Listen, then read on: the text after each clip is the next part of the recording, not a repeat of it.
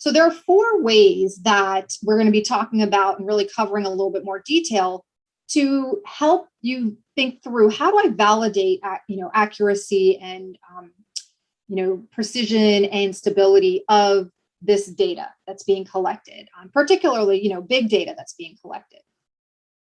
So the first one is reviewing operational definitions, knowing the data that you're collecting, checking against another source, and then observing the process. So let's go ahead and jump into one of the first technique around how can we maybe ensure, do a better job around the data quality issues. So the first thing is making sure we have a good operational definition. And I think this is something that was already, included in the chat. So it's a precise description for how do we get a value that we measure, or a characteristic, that we're trying to measure. So if I use, kind of going back to that one example, that time to process lab request from the emergency department, and actually, so in the definition, right, we need to make sure we have what something is, how to measure it, and we want to make sure that the definition is clear enough so that it removes any ambiguity. And it just describes our way of measuring that particular characteristic or feature. So using the time to process lab requests from the emergency department, it's some of the things that we would want to create. What's an operational definition for that? So we would want to make sure we have a clear understanding of when that measurement starts. So for example, is it when the order is entered in the medical record system? Is it when the sample is received in the lab? Right? So we need to make sure we're clear on when the measurement starts and then when the measurement ends. So does it end when the results are entered in the electronic medical record system, or when the physician reads the results, right? Or something else. We also want to make sure we know what are the units of measurement. This is a time-based measurement. So is it something, are we measuring in hours, minutes, seconds? We also want to know where and how are these measurements of processing times being taken and recorded. So, again, most likely it's going to be something like an electronic medical record system, but even more specific, right? Where or what? We might want to be more detailed about what reporting mechanism we need to use to capture that information.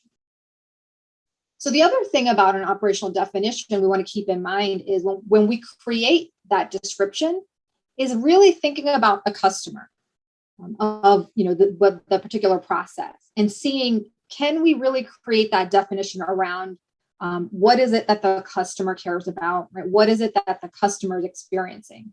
Because often we may have internal definitions or internal formulas for measurements even within our technology systems, but they may not really tell the whole story and the whole picture.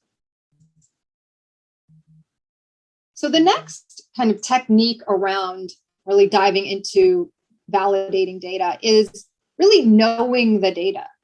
So this is starts at the beginning of that 5-step data collection process. This is really, what are those key questions we want to answer, in terms of clarifying our data collection goals. So depending on whatever the nature of the process or scenario we're collecting data for, we really just want to know, what do we expect to receive when it comes to the data that we get, right? What type of data is it? So these are just some questions to think about. What type of data is it? So in Lean Six Sigma, in data collection, we talk about two main types of data: discrete data, what typically is some characteristic, and it's, could usually some form of groups, or it could be a yes, no, or a pass, fail, or continuous data. And those are some form of a measured value. So anything where we measure time, right, is continuous, weight, length, those kinds of things. So knowing what data we expect to see, what type it is. Also thinking about what values or entries are expected. Right? So if we're doing some demographic reporting, and we want to know what median household incomes or jobs that people have. Well, now we're expecting numeric dollar value entries, right? We probably, maybe expecting within a certain range. We're looking for some kind of job description data. So again, what do we expect, right? What values or entries are expected? And then on the other side of that, what values or entries are unacceptable? So if I'm looking at demographic data and I see the word cheese in there, right? Cheese, what does that mean? Like, that doesn't make any sense here if we're looking at a job title. So knowing, also having a sense of what does not make any sense here.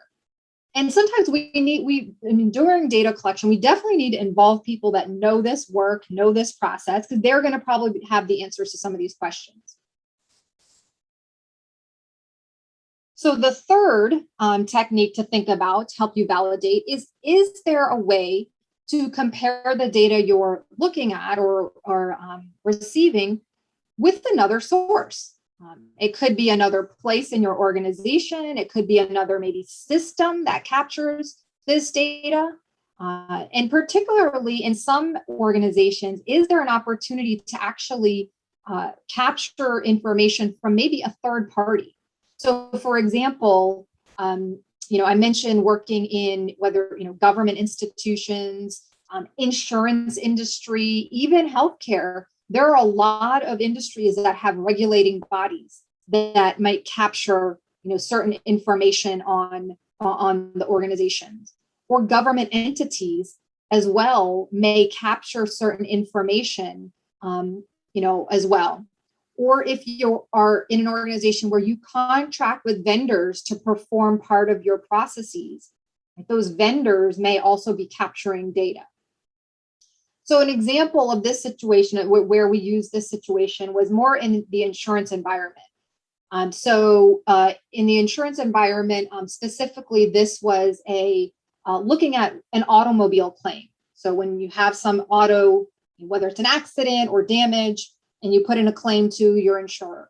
Well, so often those large insurers use a third party to really assess the damage to that vehicle and then determine what coverage and claim amounts should happen.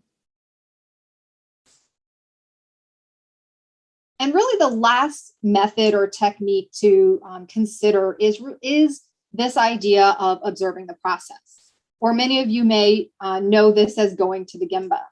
Right? Gemba is really where the real place, right? Where the work occurs. So just going, observing to really be able to find out what's really happening, right? What facts, what is actually occurring to help us, make better decisions.